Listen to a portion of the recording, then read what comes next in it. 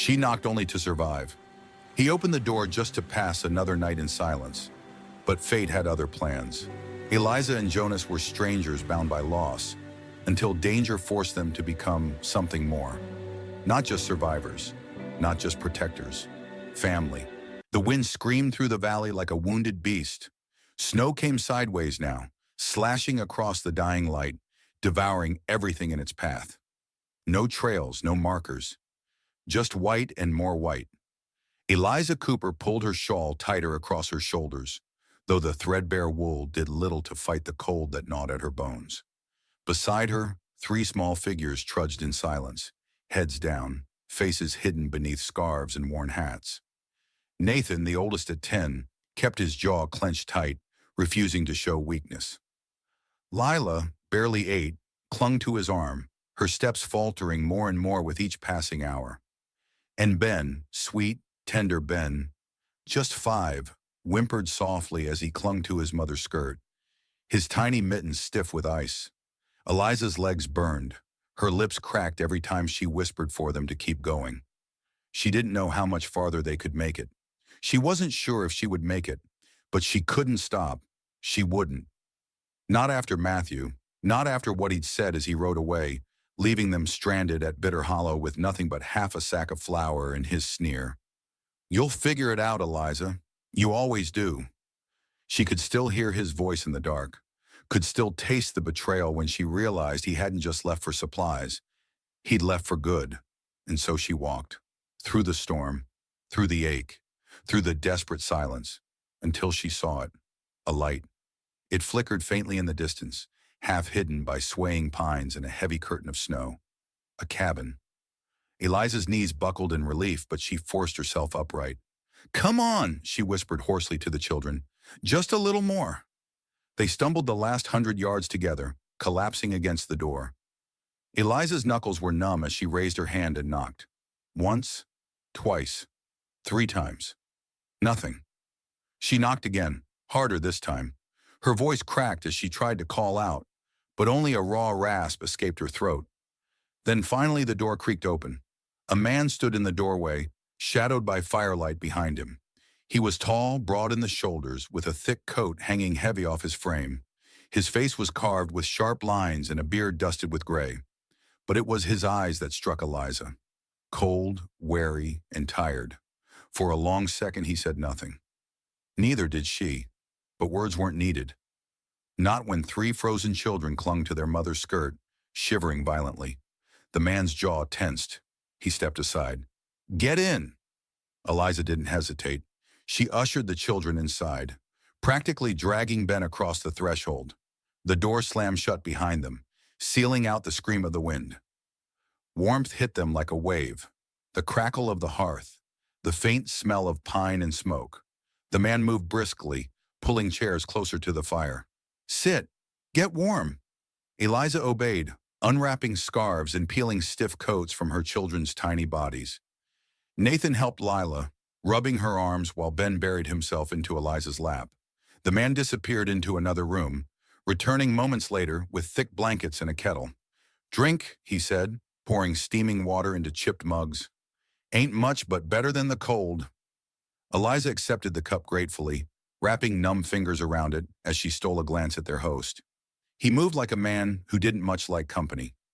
Everything about him, from the set of his jaw to the way his boots thudded on the floorboards, spoke of solitude. Still, he hadn't turned them away. "Thank you," Eliza managed, her voice raw from wind and fear. The man grunted. He stirred the fire, sending sparks leaping up the chimney. "You come far?" he asked, finally breaking the heavy quiet. Eliza hesitated, but something about his steady presence, the way he didn't press, made her answer. 3 days, she whispered. "East of Bitter Hollow. Wagon broke. Walked the rest." The man didn't blink. "Why?" The word hit harder than she expected. Simple. Director. She swallowed, eyes darting toward her children, now huddled and half asleep near the hearth. "Left," she said finally. "Had to." That seemed enough for him. He didn't pry. Instead, he nodded slightly and leaned back against the table, arms crossed. "Name's Jonas Hale," he offered after a pause. Eliza Cooper, she replied softly. She glanced at the children. Nathan, Lila, Ben. Jonas nodded again. His face remained impassive, but his gaze softened, just a little, as he watched Ben's small hand clutching the hem of his mother's skirt, even in sleep. You're safe here, Jonas said quietly. Storm's got nowhere to go tonight, and neither do you. Relief hit Eliza so hard she almost sobbed, but she held it together. She always had. Instead, she met his eyes and whispered, Thank you. Jonas only turned back to the fire, his silhouette glowing faintly in the flicker of the flames. Outside, the storm howled against the cabin walls, but inside, for the first time in what felt like forever, Eliza and her children were safe, for now. Morning came slow. The storm had not passed, only softened. Its howl now reduced to a dull hiss like a snake coiled outside the walls, waiting for weakness. Eliza stirred first. Her back ached from sleeping upright near the hearth, but her eyes went immediately to the children. Nathan, Lila, and Ben were still bundled in borrowed quilts, their cheeks pink now with heat instead of cold. Ben's tiny hand was resting lightly on Lila's shoulder, and Nathan had shifted sometime in the night to curl protectively around both. They were safe, for now. Eliza rose carefully, her legs stiff, and glanced around the cabin. The place was plain, but not without care. Tools were lined neatly along one wall. A shelf of books, worn but organized, stood near the door. The table was scarred with use, but clean. She found Jonas outside. He stood on the porch, axe in hand, splitting kindling in clean, practiced motions. Snow still fell lightly, dusting his shoulders, but he paid it no mind. Eliza hesitated, then stepped out, pulling her shawl tight. You don't have to do all that for us, she said softly. Jonas didn't look at her as he spoke. Not doing it for you, he replied flatly. Doing it for the stove. Stove don't care who's hungry, just needs wood to burn. Eliza bit back a smile. She recognized the type, men who wore their kindness behind rough words and harder hands. Still, she didn't push. Instead, she stepped off the porch and began gathering the split wood into her arms. Jonas paused, watching her. Could have stayed inside, he said. I've been sitting too long, Eliza replied simply. Feels better to move? He nodded once, a silent approval. Together they worked, neither speaking much, but neither needing to. By the time the woodpile was replenished, the sky had lightened to a dull silver. Jonas jerked his chin toward the door. Coffee's probably still warm. Inside, the children had begun to stir. Nathan yawned and stretched. Lila sat up, rubbing sleep from her eyes. Ben clung to the quilt, peeking out cautiously. Jonas poured coffee into 2 tin cups, black, bitter, and hot. Eliza took hers gratefully, wrapping cold fingers around the warmth. You planning to move on when the storm breaks? He asked after a moment. Eliza hesitated. I don't know. I thought I would. Had family west, or thought I did. But letters stopped coming long before winter. Jonas didn't press. Instead, he simply nodded and sipped his coffee. You ain't the first to come through here thinking West held all the answers, he said quietly. Most of the time, all you find out, there's just more questions. Eliza met his eyes across the table. For a fleeting second, something passed between them. An understanding. They were both ghosts in a way, people left behind by the world. As the day wore on, the children settled. Nathan helped Jonas with the animals, hauling hay and breaking ice in the trough. Jonas showed him how to hold the axe, how to swing without wasting strength. Lila stayed inside, helping Eliza patch torn mittens and prepare a thin stew. She asked quiet questions about Jonas. Why he lived alone. Why he didn't have a family. Ben trailed Jonas everywhere. The little boy asked endless questions, his voice small but eager. What's that knife for? Do bears come here? Can I have a horse someday? Jonas, to his credit, answered every single one. No, he said at one point, gesturing to the gun hanging by the door. That's for bears, knives for wood, or stubborn knots. By evening, something had shifted in the cabin. The silence wasn't heavy anymore. It was comfortable, familiar. The children laughed softly as they played near the fire. Eliza smiled as she stirred the stew, glancing every now and then at Jonas, who sat whittling a small figure. a bird, delicate and precise. She noticed the way his hands worked, slow and careful, as if shaping more than just wood. "You carve well," she said quietly. Jonas glanced up. "Something to do when the wind won't stop howling." Eliza watched him a moment longer. "I think," she began carefully, "you're kinder than you let on." Jonas didn't smile. Not exactly, but his lips twitched slightly, and that alone felt like a victory. Night fell heavy and slow. After supper, the children curled up near the hearth again, already half asleep. Eliza and Jonas sat at the table, the lamp casting soft golden light between them. Outside, the storm had lessened, but the cold still pressed against the windows. Eliza's fingers curled around her cup as she stared into the flickering shadows.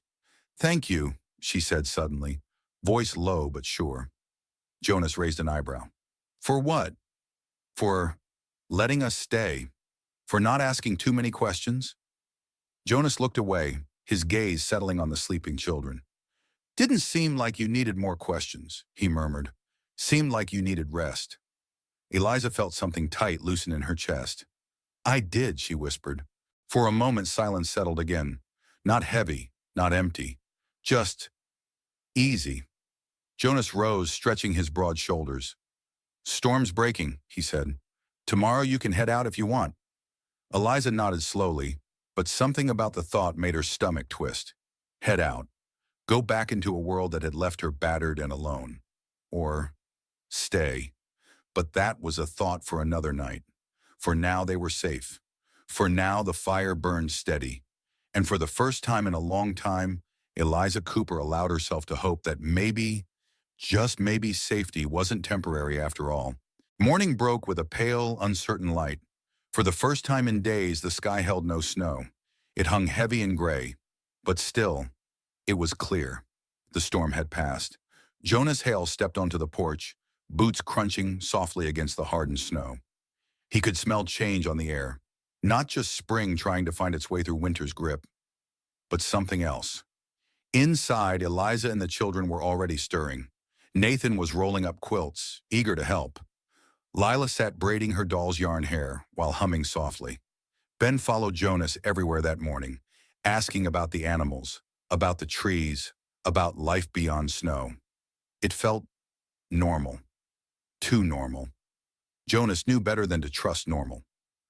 By noon, Eliza stood in the doorway, wiping her hands on her skirt, eyes turned toward the distant ridge where the trail disappeared into the pines. "Do you think it's safe now?" she asked softly. Jonas didn't answer right away. He set down his axe, wiping sweat and frost from his brow.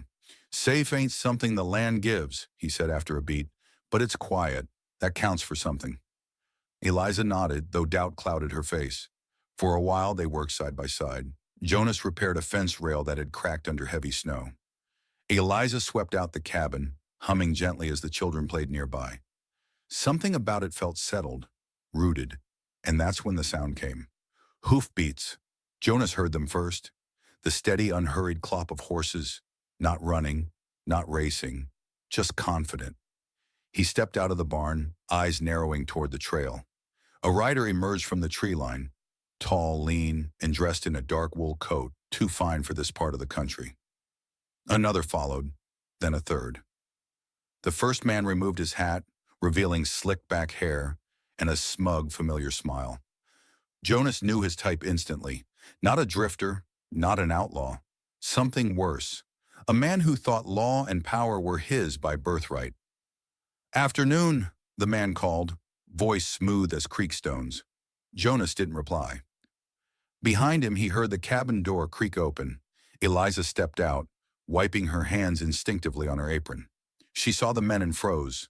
Her face went pale. "Matthew," she breathed. Jonas didn't need to ask. He knew. The man dismounted slowly, confidently, boots sinking into snow and mud. He tugged his gloves off with casual cruelty. "Hello, Eliza," Matthew Crowley drawled. "Been a long road finding you." Eliza stepped closer to Jonas, instinctively placing herself between Matthew and her children. "What are you doing here?" Her voice was thin, but steady. Matthew's smile widened, though it didn't reach his eyes. "Come now. No welcome for your husband." You stopped being that when you left us to die in Bitter Hollow. Matthew tisked, shaking his head like a parent scolding a stubborn child. Come now, darling. Let's not make this dramatic. I've had time to think, to reflect. It's clear you and the children need proper care, structure, a man's hand to guide things. Jonas stiffened, jaw tightening. This ain't your place, he said flatly. Matthew's gaze slid lazily toward Jonas, sizing him up. And you are? The man whose roof they're under. Matthew chuckled low and mean. Well, isn't that convenient? Widow takes up with a stranger in the woods. Real wholesome. Jonas didn't flinch. You left them to die. I didn't. Matthew's charm cracked, his lips curling. I'm here to reclaim what's mine. I've already spoken with the sheriff in Glen Rock. I'm their father, by blood and by law. Eliza's face crumbled slightly at that word. Law. Jonas could see the fear there, not for herself, but for her children. Matthew saw it too, and he pressed. I'll come back tomorrow, he said lightly, as if discussing weather. You can have tonight to say your goodbyes. But make no mistake, Eliza, they're leaving with me. Court's orders don't take kindly to women who run. He mounted his horse again, nodding once to his men. The three turned and rode out, leaving churned snow and silence behind them. That night the cabin was a tomb of quiet dread. The children had heard everything. Nathan sat stiffly by the hearth, trying not to look scared but failing. Lila clung to Eliza, asking quietly if they'd have to leave. Ben simply cried softly into his sister's lap. Eliza paced the small room, wringing her hands raw. What am I going to do? She whispered, voice breaking. He has the law. He has money.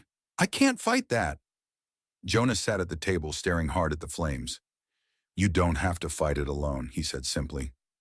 Eliza stopped pacing, looking at him with red-rimmed eyes.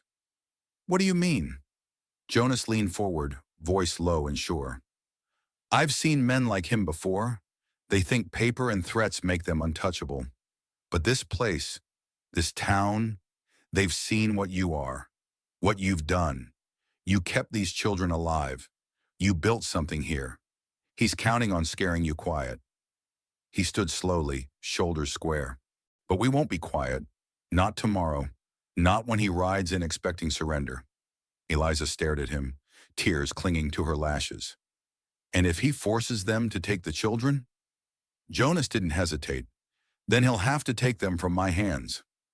The fire cracked loudly, sending sparks flying. For a long moment, Eliza said nothing. Then slowly, she stepped forward, closer than she'd ever dared before. She reached out, her hand resting lightly on Jonas's arm. You would do that? For us? Jonas looked down at her hand, then back at her eyes. For family, he said quietly, I'd do more. Eliza didn't cry, not this time. Instead, she nodded once, firm and certain. Then we stand, together. Outside, the cold wind whispered through the trees, but inside, two souls, broken and rebuilt, had just drawn a line in the snow. And by morning, Matthew Crowley would find out exactly what that meant. Morning came sharper than a blade. The sun rose pale and cold, casting long shadows over the snow-covered hills. It should have felt like a new day, a day for thaw and promise. But for Eliza Cooper and Jonas Hale, it felt more like the eye of a coming storm. Matthew Crowley would be back. He said he'd return, and men like him didn't bluff. Not when pride and control were on the line. Inside the cabin, Eliza dressed her children carefully. Nathan was quiet, his jaw tight. Lila asked if they had to leave. Ben, too small to understand fully, clung to his mother with wide, confused eyes. You're not going anywhere, Eliza whispered to them as she brushed Lila's hair, forcing calm into her voice. No matter what that man says. Jonas was outside before dawn. He worked with methodical purpose, chopping wood, checking his rifle, reinforcing the cabin's front door. He wasn't preparing for a war, not exactly. But he wasn't planning to back down either. By the time midday came, the tension in the air was thick as smoke. And then they heard it. Horses. Not just Matthew this time. He'd brought company. 4 riders came into view as the children crowded near the window. Jonas stood on the porch, arms crossed, as Matthew dismounted with deliberate slowness, His smirk was sharper today, confident. Behind him rode Sheriff Tate, a man known in these parts for minding his own business as long as his pockets stayed full. Matthew swaggered forward like he already owned the land beneath his boots. "Eliza," he called, loud enough for the whole clearing to hear. "I'm here like I promised. Time to bring my children home." Eliza appeared in the doorway, her back straight, shoulders squared despite the tremor in her fingers. "They are home," she said firmly. Matthew's smile thinned. "Let's not make this ugly. Sheriff Tate has the papers. Custody signed and sealed. I'm within my rights." Sheriff Tate unfolded a yellowed piece of paper and read aloud, his voice dull and official. "Eliza Cooper, you are hereby ordered to relinquish the children into the custody of their father, Matthew Crowley. Failure to comply—" "That's enough," Jonas interrupted, his voice low but carrying steel. All eyes turned to him. Jonas stepped forward, placing himself directly between Matthew and the cabin. "I know what you are, Crowley," Jonas said evenly. "A man who left his family to die in winter. A man who sees people as property. But not here. Not anymore." Matthew's eyes narrowed. "You don't have a say in this, Hale. The law does." Jonas didn't flinch. "The law might not care who you are, but this town does." As if on cue, voices rang out from beyond the tree line. Mrs. Webb, Pastor Connor, old Doc Briggs. They came walking, bundled against the cold, faces set with quiet resolve. Behind them, others from town, folks who had seen Eliza these past months, watched her rebuild something fragile but real. "We stand with her," Mrs. Webb said simply, stepping beside Jonas. Pastor Connor nodded. "She raised those children with grace when no one else would." Matthew's confidence faltered. "This isn't your business," he snapped. "It is now," Jonas said, calm but deadly sure. The sheriff shifted uncomfortably. "Crowley, this paper's only good if people are willing to enforce it." Matthew's face darkened. His eyes darted between the growing crowd and the stone wall that was Jonas Hale. "You think this is over?" he hissed. "You think a few farmers and widows can stop me?" "I think you're already stopped," Jonas replied. Silence fell heavy. Matthew's bravado cracked completely. With a bitter curse, he shoved the papers back into the sheriff's hands and stormed back toward his horse. "This isn't the end," he called out over his shoulder. "No," Jonas agreed quietly. "It's the beginning." Matthew rode off, defeated, but dangerous still. The sheriff hesitated, then followed, the lawman's posture sagging as he realized which way the wind now blew. The townsfolk lingered, offering Eliza soft words and warm smiles before drifting back to their homes. They didn't celebrate. There was no need. They'd come when it mattered. That was enough. Inside the cabin, the tension broke like ice underfoot. Eliza stood by the window, watching the last riders disappear over the ridge. Her hands trembled, but not from fear. Jonas came up beside her, close enough that she could feel the warmth radiating from his chest. "He'll be back," she said softly. "Maybe," Jonas admitted, "but so will we, every day, as long as it takes." She looked at him then, really looked, and something inside her cracked open, not in fear, in relief. She stepped closer, her head resting lightly against his shoulder. "You didn't have to stand up for us," she whispered. Jonas turned slightly, his hand coming up to rest gently on her back. "I did," he said simply, "because you're not alone anymore." For a moment they stood together in the fading afternoon light, not as savior and saved, not as strangers forced together by circumstance, but as something far more fragile and far more powerful. Family. Outside, winter clung stubbornly to the edges of the land. But inside, beside the fire, and amid the soft breathing of sleeping children, Eliza and Jonas stood steady against the storm. And for the first time in a long, long time. Neither of them felt cold. The days that followed felt lighter.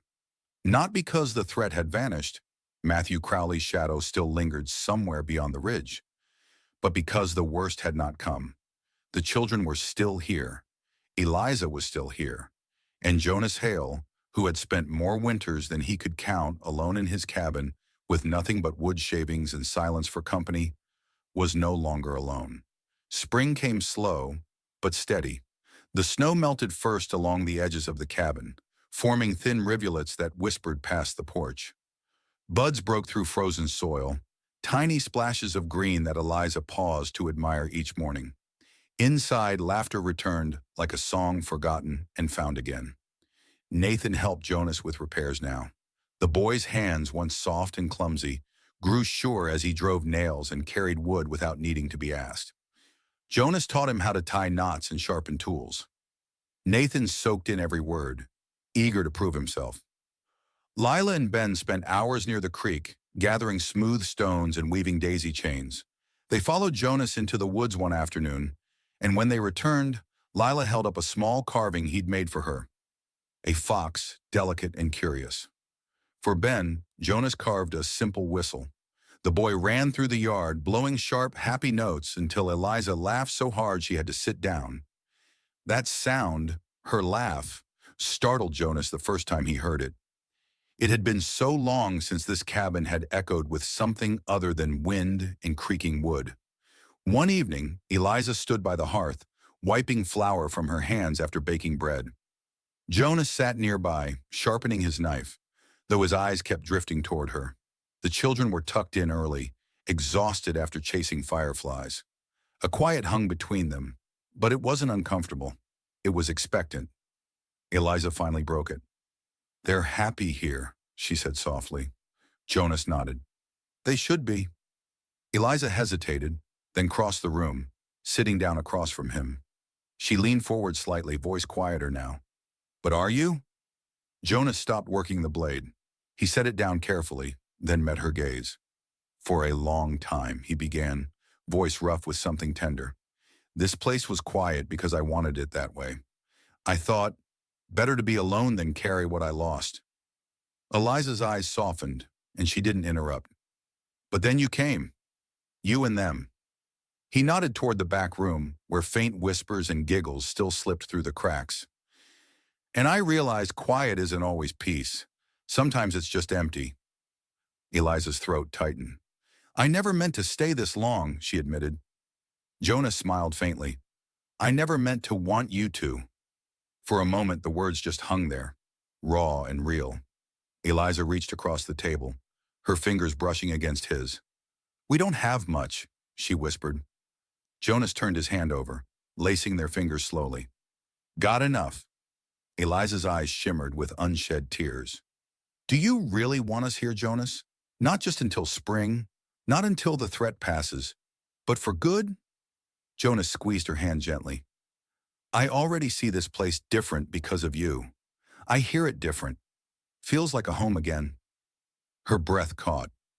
"Then say it," she whispered. "Please." He looked her dead in the eyes, his voice barely louder than the crackling fire. "Stay, Eliza. Stay and make this your home. Make us your home." That was all she needed. Her face broke, tears falling silently as she stood and crossed the space between them. Jonas rose too, and before either could say more, Eliza pressed her forehead to his chest, her arms sliding around him tightly. Jonas held her, steady and warm. Not with hunger, not with desperation, but with promise. The promise of mornings filled with bread baking and children's laughter.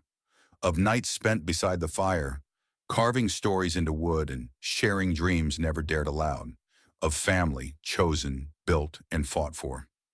Later that night, after the fire had burned low and the children slept soundly, Nathan stirred. He padded out quietly, finding Jonas standing by the window, looking out over the moonlit valley. "Jonas?" the boy asked softly. Jonas turned surprised. Nathan hesitated, scuffing his foot against the floor. "Is it okay if we call this home now?" Jonas swallowed hard, his throat tight. "Yeah, Nathan," he said quietly. "It's home now." Nathan nodded, relief softening his young face. But before he turned away, he asked one more question, one that hit deeper than Jonas expected. "Is it okay if I call you something else too?" Jonas's chest tightened. "What's that?" Nathan shuffled closer, his voice barely a whisper. "Pa." Jonas's breath caught. He didn't speak. He just reached out and pulled the boy into a tight hug, holding him close as the boy's arms wrapped fiercely around his middle. Eliza watched from the doorway, unseen but smiling, her hand resting softly on her heart. Outside, the last chill of winter faded quietly into the night, and inside the word home settled, real and rooted in the walls, the fire, and the beating hearts of those who now shared it. Spring had arrived in full now. The creek behind the cabin sang louder each day, its icy chains long gone. Buds burst boldly from trees that once stood bare, and the meadow grass reached greedily toward the widening sun. But still, winter's shadow had one more part to play.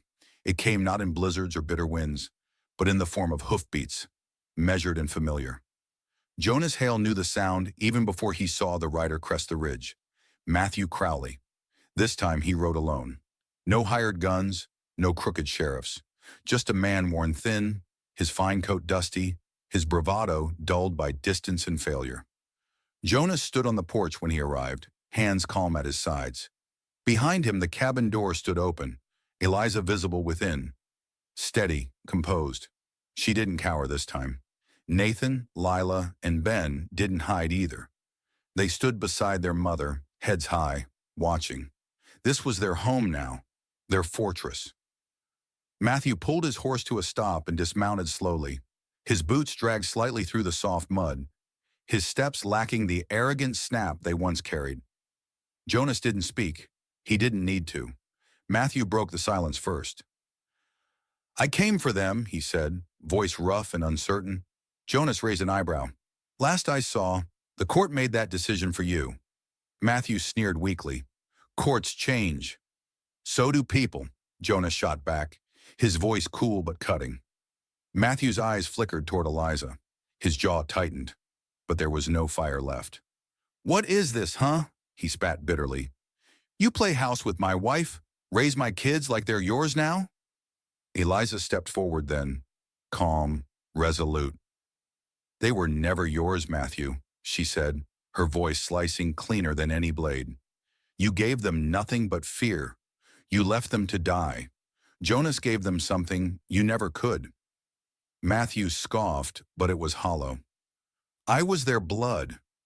"Blood," Jonas said, his voice hardening, "doesn't keep them warm at night. Doesn't mend toys or tuck them in when they're sick. Blood didn't teach Nathan how to split wood, or Lila how to read better, or Ben how to smile again." Matthew stood silent as the words hit him harder than any fist. Behind Jonas, Nathan's voice broke the tension. "You're not our pa," the boy said boldly. Lila followed, her small voice steady. "Jonas is." Even Ben, clinging shyly to his sister's skirt, nodded solemnly. Matthew's shoulders sagged as if the words themselves carried weight too heavy to bear. He looked at Eliza one last time. Something flickered in his eyes. Regret, maybe. Or just the realization that what he lost was never coming back. Without another word, he turned and mounted his horse. This time, when he rode away, he didn't look back.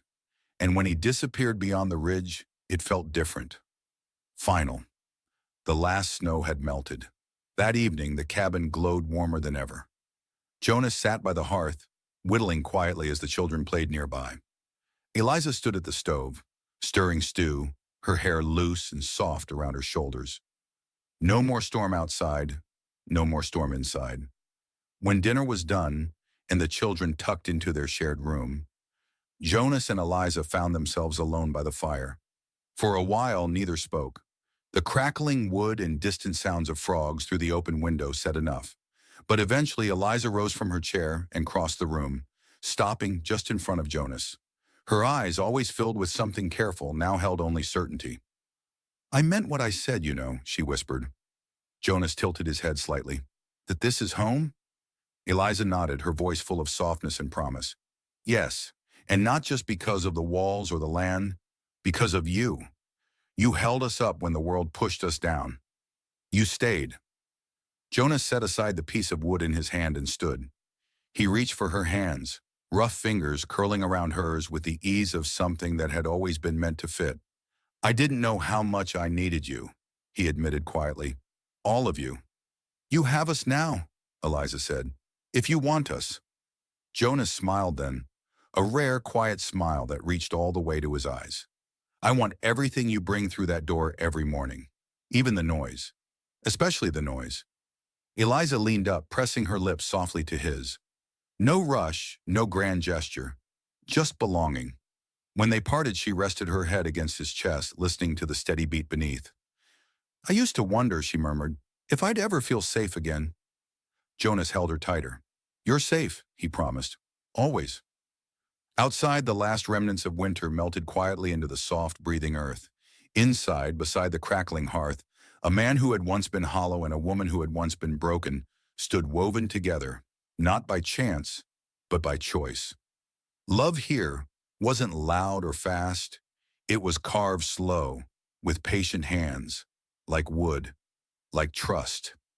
And as the night deepened and their home held steady around them, Eliza whispered something only Jonas heard. We're not surviving anymore, Jonas. We're living. And for the first time in his life, Jonas Hale believed her. Not every family is born. Some are chosen. What would you do to protect yours when the past comes knocking? Tell us in the comments. Your words matter here. And if you felt this story, hit like, share it, and subscribe for more tales of second chances and found homes.